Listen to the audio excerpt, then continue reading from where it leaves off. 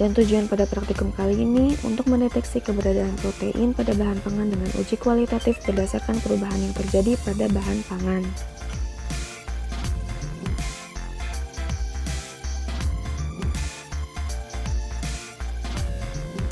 Alat yang akan digunakan yaitu 3 buah mangkok dan cotton bud secukupnya. Sedangkan bahan yang akan digunakan yaitu susu sapi, susu kedelai, larutan gula, putih telur, sari jeruk, pewarna makanan berwarna merah, kuning, hijau, garam, cuka, dan sabun cuci piring.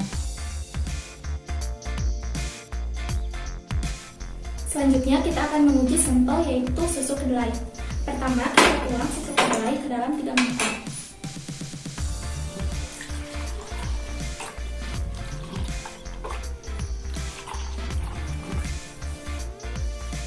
Selanjutnya, sampel ditetesi dengan pewarna makanan berwarna hijau, merah, dan juga kuning.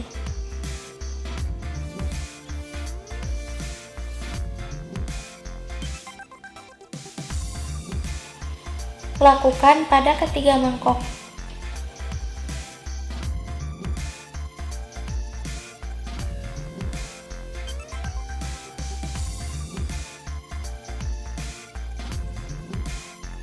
Mangkuk pertama ditetesi dengan cuka.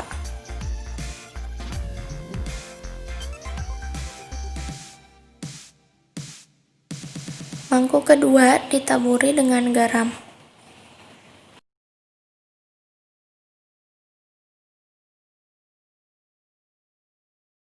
Dan mangkuk ketiga ditetesi dengan sabun.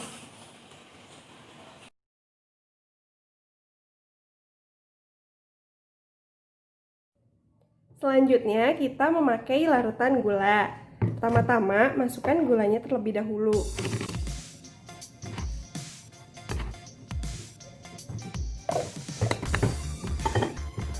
Dan diberi air.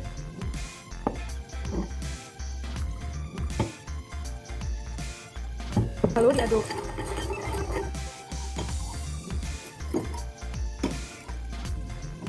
Lalu masing-masing mangkok diberi pewarna, ada warna merah,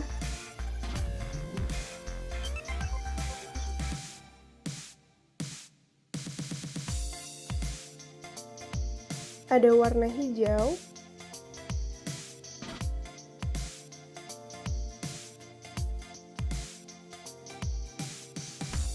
diberi pewarna kuning,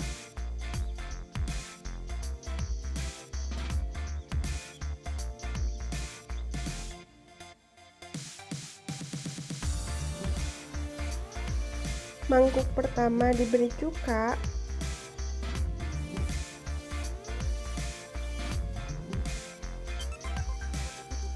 mangkuk kedua diberi garam,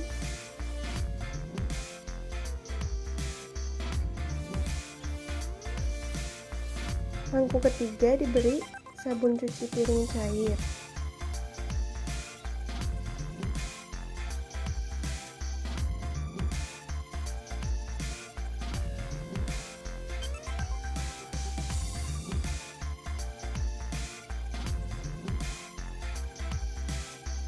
Selanjutnya, langkah kerjanya yaitu siapkan sari jeruk, lainnya dari ketiga mangkuk. Setelah itu, beri pewarna. Yang pertama itu pewarna warna hijau di setiap mangkuk pada sisi-sisinya.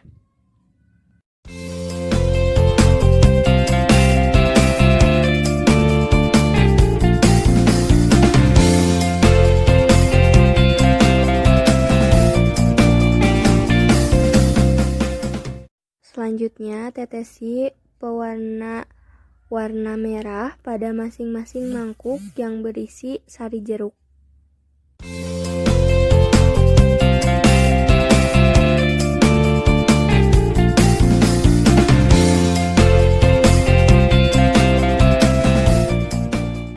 Selanjutnya, tetesi pewarna warna kuning pada masing-masing mangkuk yang berisi sari jeruk.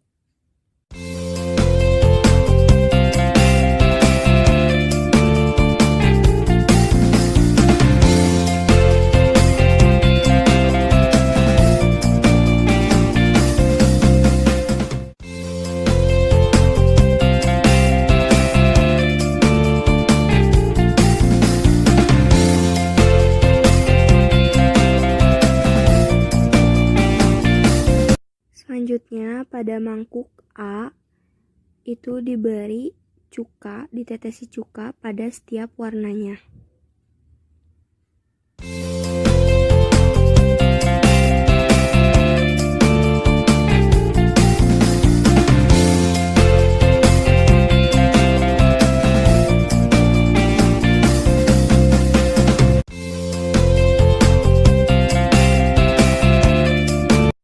Pada mangkuk B ditaburi garam pada setiap warnanya.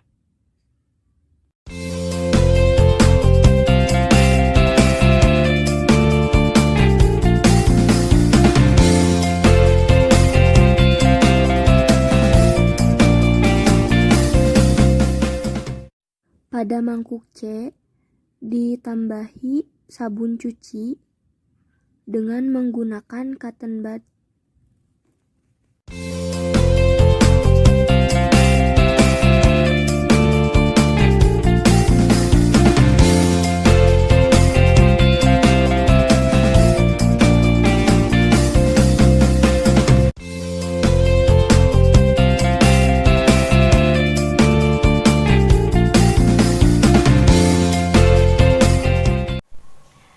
Bahan yang kita uji selanjutnya yaitu susu sapi. Pertama, tuangkan dulu susu sapi ke masing-masing mangkok.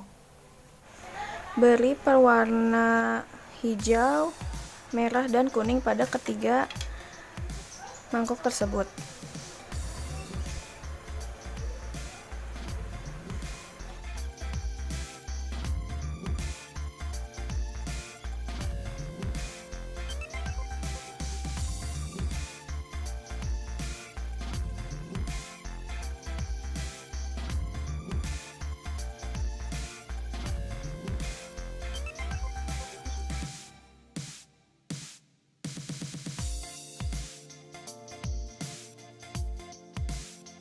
Kemudian pada mangkok yang pertama ini diberikan cuka.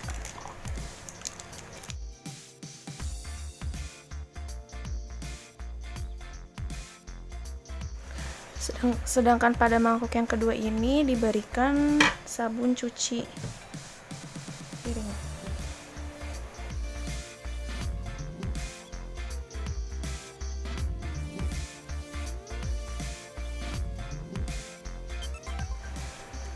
Sedangkan pada yang mangkok terakhir ini diberikan garam.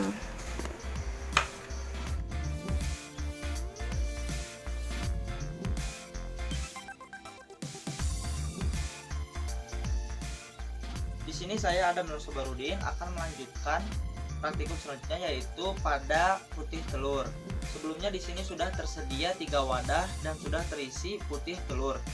Dan langkah yang pertama yaitu pada masing-masing wadah ditetesi larutan pewarna warna hijau.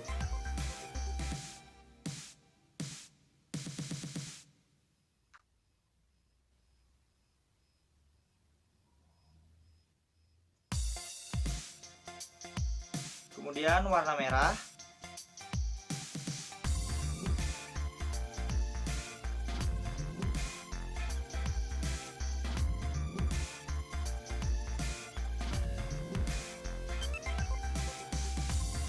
Dan juga warna kuning.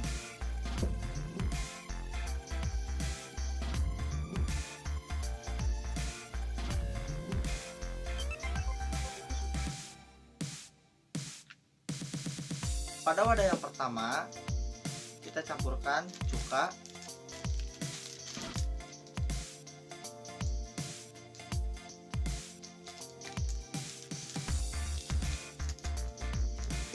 kemudian yang kedua atau pada wadah yang kedua diberikan garam secukupnya.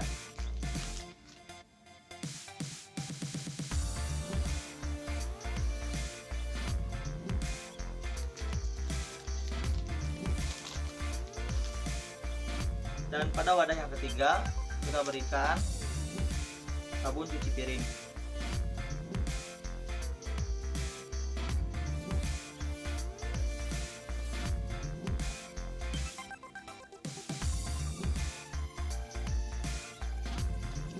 Untuk mengetahui reaksi selanjutnya, kita tunggu waktu sampai beberapa saat.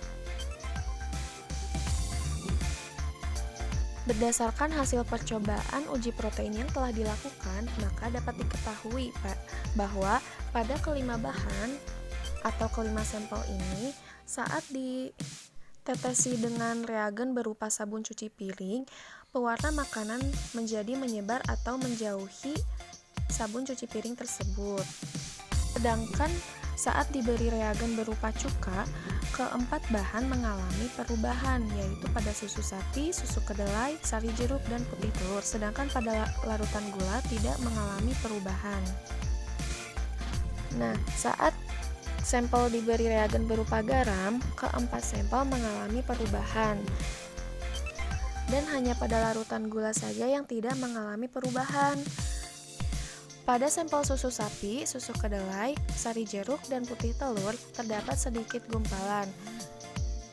Dan pada sampel susu sapi, susu kedelai, dan putih telur warnanya lebih mudah tercampur dibandingkan pewarna makanan pada sari jeruk. Maka dapat disimpulkan bahwa keempat sampel yaitu susu sapi, susu kedelai, sari jeruk, dan putih telur mengandung protein, sedangkan larutan gula tidak mengandung protein. Nah, sedangkan pada saat sampel diberikan sabun cuci piring, pewarna makanan yang dituang di atas sampel tersebut akan bergerak menjauhi sabun karena protein yang ada di sampel tersebut sangat sensitif pada perubahan larutan yang ada di sekitarnya. Sabun cuci piring mempunyai sifat untuk melemahkan ikatan kimia yang menahan lemak dan protein yang larut pada bahan-bahan tersebut. Nah, pada percobaan dengan diberi garam, sampel putih telur, susu kedelai, sari jeruk, dan susu sapi mengalami penggumpalan. Hal ini karena garam lebih menarik air, maka jumlah air yang tersedia untuk molekul protein akan berkurang. Hal ini sesuai dengan pendapat Sri Wahyuni pada tahun 2017 halaman 123. Garam dipilih dikarenakan kelarutan protein yang berinteraksi polar dengan molekul air. Interaksi ionik protein garam dengan garam dan daya tolak-menolak protein bermuatan sama. Kenaikan konsentrasi garam akan meningkatkan kekuatan ion larutan. Penambahan garam dalam konsentrasi tinggi menyebabkan molekul air yang semula terikat pada permukaan hidrofobik protein kemudian berikatan dengan garam. Semakin banyak molekul air yang berikatan dengan ion-ion garam mengakibatkan protein saling berinteraksi.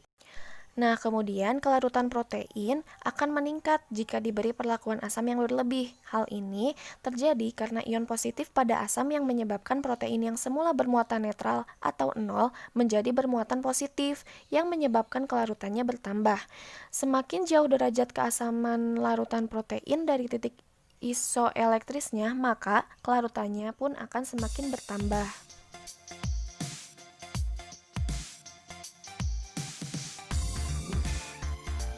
Berdasarkan praktikum uji protein yang telah dilakukan, maka dapat disimpulkan bahwa susu sapi, susu kedelai, sari jeruk, dan putih telur merupakan bahan yang mengandung protein karena pada keempat bahan tersebut mengalami perubahan setelah bahan tersebut ditetesi oleh sabun cuci piring, garam, dan cuka. Baik, cukup sekian yang dapat kelompok kami sampaikan. Mohon maaf apabila masih terdapat banyak kesalahan. Terima kasih. Wassalamualaikum warahmatullahi wabarakatuh.